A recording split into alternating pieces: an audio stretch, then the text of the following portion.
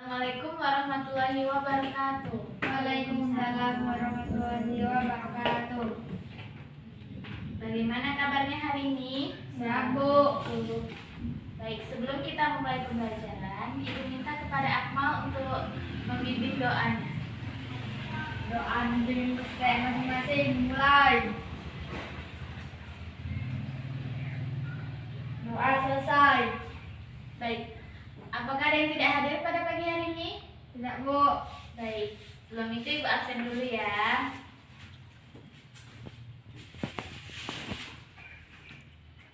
Dimas, Hadir, Bu. Akmal, Hadir, Bu. baik, hadir semua ya. Oke, hari ini kita akan membahas tentang ekosistem. Ibu akan menjelaskan dulu apa itu ekosistem.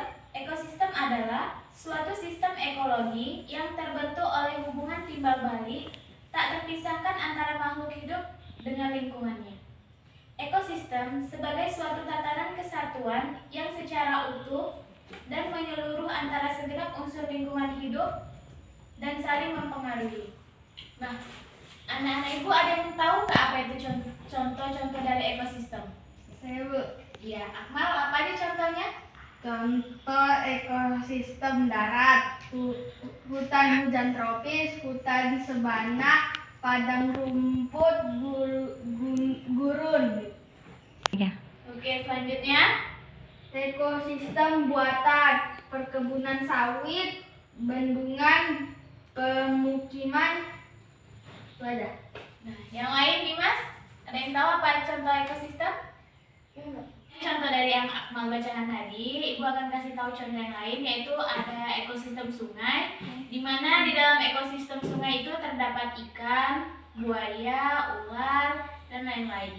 Yang selanjutnya ekosistem terumbu karang. Di dalam ekosistem terumbu karang terdapat bintang laut dan gurita. Apakah anak-anak paham? Paham, Bu.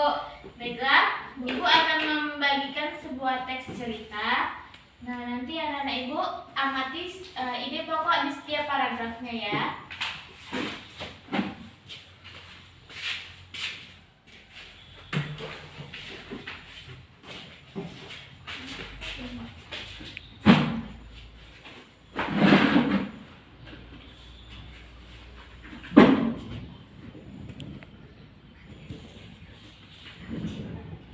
Tentang ekosistem.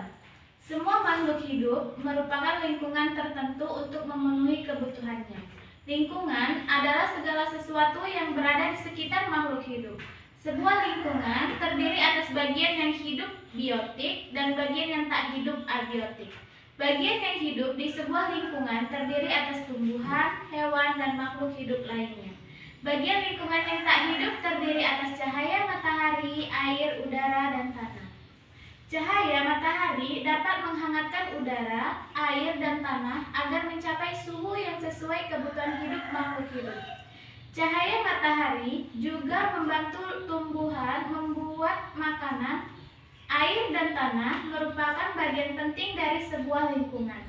Air yang turun dalam bentuk hujan meresap ke dalam tanah. Air di dalam tanah ini akan dimanfaatkan oleh tumbuhan yang hidup di atasnya dan makhluk hidup kecil lainnya yang hidup di dalam tanah. Bagian hidup dan tak hidup di sebuah lingkungan saling berinteraksi dan saling bergantung satu sama lain.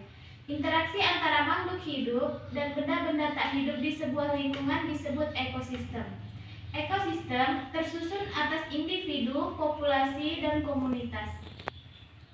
Individu adalah makhluk hidup tunggal, misalnya seekor kambing, burung, dan pohon cemara. Tempat individu tinggal disebut habitat. Populasi adalah kumpulan individu sejenis yang menempati suatu daerah tertentu. Contoh, di sebuah kolam terdapat populasi ikan, populasi tumbuhan teratai, dan populasi lumut. Sementara itu, komunitas adalah populasi makhluk hidup di suatu daerah tertentu. Contoh komunitasnya adalah komunitas sungai dan komunitas padang rumput. Nah, dari teks yang Ibu bacakan tadi, Ibu akan bagi dua kelompok. Kelompok pertama kelompok Dimas dan kelompok kedua kelompok Akmal. Nah, kelompok Dimas, coba dibacakan ide pokok dari paragraf pertama. Kelompok Akmal, ide pokok dari paragraf kedua. Apakah paham? Paham, Bu. Oke. Seperti waktunya sudah itu lebih dari 5 menit. Kelompok 1, Dimas silakan bacakan ide pokok dari paragraf pertama. Lingkungan adalah sesuatu yang menggerakkan di sekitar makhluk hidup sehingga lingkungan terdiri atas bagian yang hidup dan bagian untuk kondisi. Oke, selanjutnya kelompok 2, Akmal, mana yang merupakan ide pokoknya? Cahaya matahari dapat menghangatkan udara, air, dan tanah agar mencapai suhu yang sesuai kebutuhan hidup makhluk hidup. Bisa dulu. Oke, bagus sekali ya. Oke, selanjutnya kita lanjut ke materi berikutnya. Yakni kita akan membahas tentang jenis makanan hewan dan pengelompokan jenis hewan. Nah, Ibu ada teks cerita.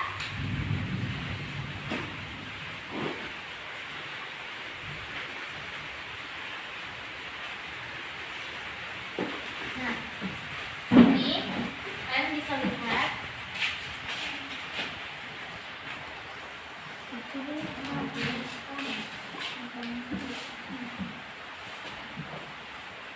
Di teks cerita jenis makanan hewan. Jenis makanan hewan ini dikelompokkan ada makanan hewan berupa tumbuhan dan makanan hewan berupa hewan lain.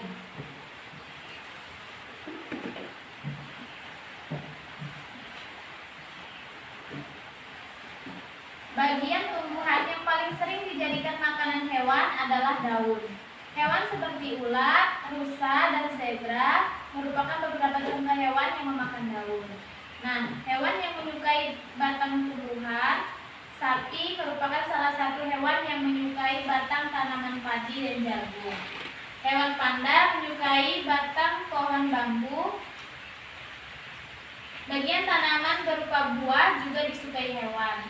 Belatung senang memakan bagian dalam buah dan ini seringkali merugikan para petani buah-buahan. Nah, di teks yang kedua yakni tentang penggolongan hewan berdasarkan jenis makanannya. Ada 3 jenis penggolongan hewan berdasarkan makanannya. Yang pertama ada herbivora, hewan pemakan tumbuhan. Yang kedua ada karnivora, hewan pemakan daging. Dan yang ketiga ada omnivora, hewan pemakan segalanya. Contoh dari hewan herbivora itu kayak kambing, kelinci, sapi. Terus kalau contoh hewan karnivora itu contohnya seperti harimau, singa, anjing, buaya, ulat. Baru yang terakhir yaitu hewan omnivora. Hewan omnivora itu contohnya kayak gorila, monyet, dan orangutan. Nah, di sini Ibu ada sebuah bagan. Ada jenis pengelompokan hewan. Di sini ada omnivora, karnivora, dan herbivora. Yang pertama hewan ayam. Ayam termasuk apa? Golongan omnivora. Ya, ayam termasuk golongan hewan omnivora.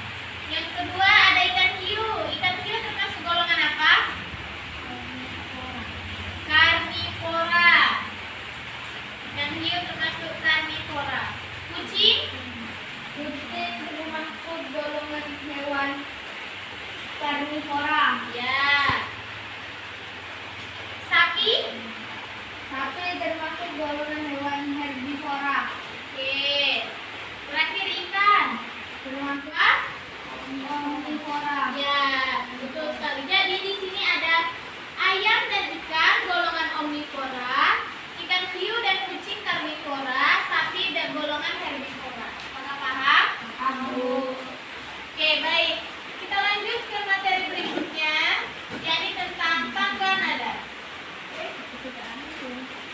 Tangga nada adalah urutan nada dasar dalam musik untuk menciptakan melodi dari harmoni. Tangga nada